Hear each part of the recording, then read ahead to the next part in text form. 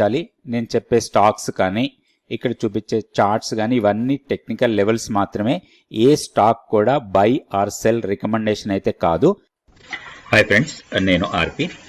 ఈరోజు 11th June 2026 Nifty నష్టాల్లోనే close అయింది. 53 పాయింట్ల మైనస్లో 23,161 దగ్గర క్లోజ్ అయింది. బ్యాంక్ నిఫ్టీ కూడా స్లైట్ మైనస్లోనే క్లోజ్ అయింది. సో నిఫ్టీలో చూస్తే మనకి సెక్టోరియల్గా అన్ని సెక్టార్స్ నష్టాల్లోనే ఉన్నాయి. ఒక మీడియా అండ్ ఫార్మా మాత్రమే మైనర్ పాజిటివ్గా క్లోజ్ అయ్యాయి.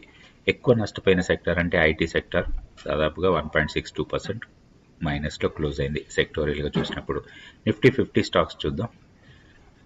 నిఫ్టీ 50 స్టాక్స్లో మ్యాక్సిమం స్టాక్స్ నష్టాల్లోనే క్లోజ్ అయ్యాయి. పాజిటివ్గా క్లోజ్ అయిన దాంట్లో ICICI bank, M&M, Kotak bank, JSW steel, Grasim, Cipla, sun pharma, Bharti Airtel, doctor Reddy, Reliance, ONGC, Axis bank పాజిటివ్గా ఉంటే నెగిటివ్గా క్లోజ్ అయిన స్టాక్స్లో ఎక్కువగా ఐటీ స్టాక్స్ ఉన్నాయి.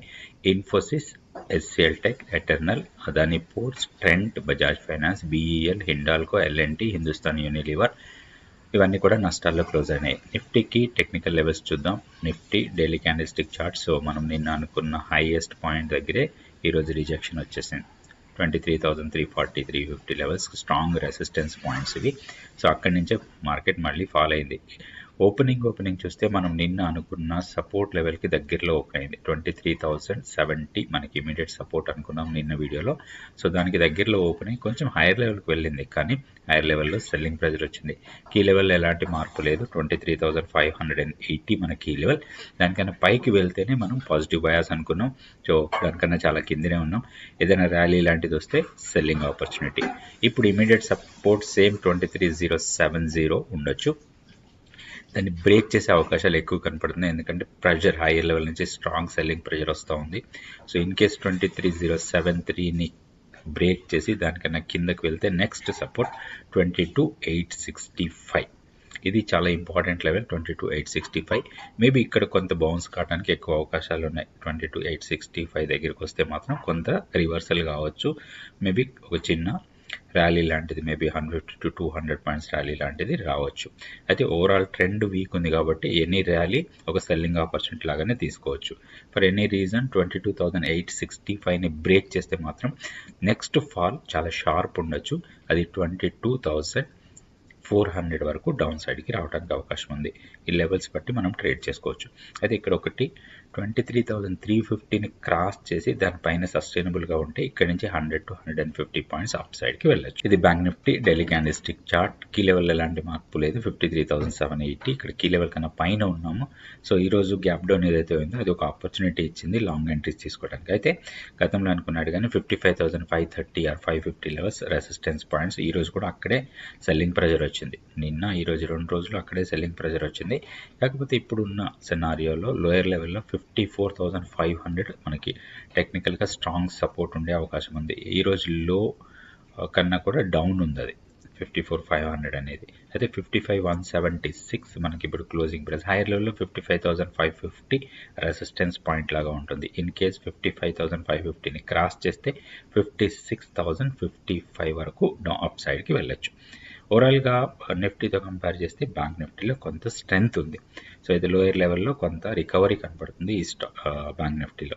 నెక్స్ట్ స్టాక్ ఫ్యూచర్స్ యాక్టివిటీ చూద్దాం. స్టాక్ ఫ్యూచర్స్ చూస్తే లాంగ్స్ బిల్డ్ అవుతున్న స్టాక్స్ 51, షార్ట్స్ బిల్డ్ అవుతున్నాయి 147. షార్ట్ కవరింగ్లో 4 స్టాక్స్, లాంగ్ అన్వైండింగ్లో 12 స్టాక్లు ఉన్నాయి. సో లాంగ్స్ బిల్డ్ అవుతున్న స్టాక్స్లో టాప్లో ఉంది మ్యాక్స్ హెల్త్, తర్వాత మనపురం ఫైనాన్స్, తర్వాత Torrent pharma, VETL, Hyundai, ICICI bank, power India, power grid. అదేవిధంగా షార్ట్స్ ఎక్కువగా బిల్డ్ అవుతున్న స్టాక్స్లో చూస్తే మనకి కొచ్చిన్ షిప్ యార్డ్ టాప్లో ఉంది. తర్వాత అంబర్ ఎంటర్ప్రైజెస్ ఈరోజు 5% డౌన్ అయింది. తర్వాత HDFC life, Nuvama, Hindustan petro, BSE, SRF వీటిలో కొంత షార్ట్స్ బిల్డ్ అవుతున్నట్టుగా డేటా చూపిస్తుంది. మనం ఈరోజు అంబర్ ఎంటర్ప్రైజెస్కి టెక్నికల్గా చార్ట్ చూద్దాం. దాంతోపాటుగా కొచ్చిన్ షిప్ యార్డ్ కూడా చూద్దాం. ఈరోజు కొంచెం షార్ట్ బిల్డప్లో ఉన్న 2 స్టాక్స్ ఇవి. వీటికి టెక్నికల్ లెవెల్స్ చూద్దాం. ఈ స్టాక్స్ ఇవి కూడా బై సెల్ రికమెండేషన్స్ కాదు, ఓన్లీ టెక్నికల్ లెవెల్సే. ఈ టెక్నికల్ లెవెల్స్ ఎలా వస్తాయి, వాటిని మనం ఎట్లా అర్థం చేసుకోవాలి, మన ట్రేడ్ ప్లాన్ ఎలా ఉండాలి, ట్రేడింగ్ ఎలా చేసుకోవాలి, ఇవన్నీ నేర్చుకోవడానికి 100 days mentorship program next batch 15th June నుంచి స్టార్ట్ అవుతుంది. ఇంట్రెస్ట్ ఉన్న వాళ్ళు ఇక్కడ వాట్సాప్ నెంబర్ని కాంటాక్ట్ చేయండి. ఇది Amber enterprises daily candle stick charts ఒక స్ట్రాంగ్ ర్యాలీ తర్వాత పుల్ బ్యాక్ ఇచ్చింది. కాకపోతే ఇక్కడ ఒకటి మెయిన్, ఈ ర్యాలీ చాలా వరకు 61.8% రీట్రేస్మెంట్ తర్వాత మళ్ళీ రికవరీలో ఉంది. కాకపోతే ఇప్పుడున్న సెనార్లో ఇది డౌన్ సైడ్కి వెళ్ళే అవకాశాలు ఎక్కువ కనపడుతున్నాయి. ప్రీవియస్ స్వింగ్లోని టెస్ట్ చేసే అవకాశాలు ఎక్కువ కనపడుతున్నాయి. 7050 ప్రీవియస్ స్వింగ్లో ఇది బ్రేక్ అయితే మాత్రం మనకు ఒక ఆపర్చునిటీ రావచ్చు. ఇక్కడ ఒక గ్యాప్ ఏరియా ఉంది, ఆ గ్యాప్ ఏరియా ఫిల్ చేసి ఇక్కడ నుంచి బౌన్స్ అయితే మాత్రం ఒక లాంగ్ ఎంట్రీకి ప్లాన్ చేయొచ్చు.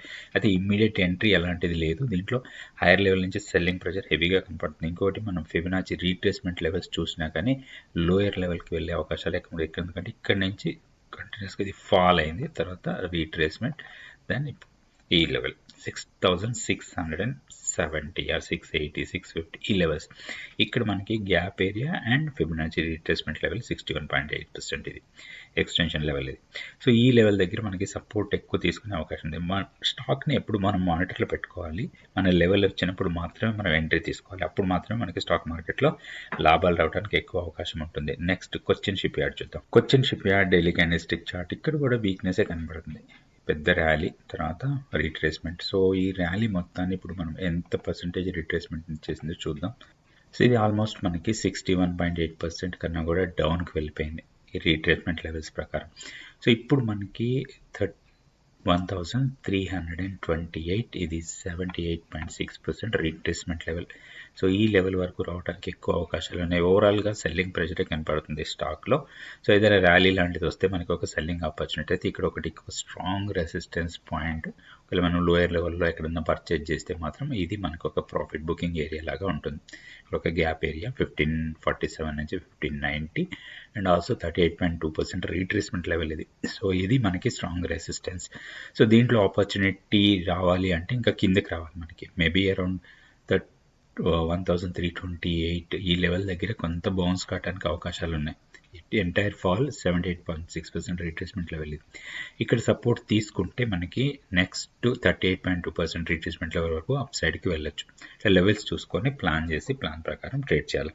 ఏదైనా కూడా రిస్క్ మేనేజ్మెంట్ చాలా ఇంపార్టెంట్. సో మన రిస్క్ మేనేజ్ చేస్తూ జాగ్రత్తగా ట్రేడింగ్ చేసుకుంటే స్టాక్ మార్కెట్లో నష్టాలు తగ్గిపోతాయి. Thank you so much for watching this video.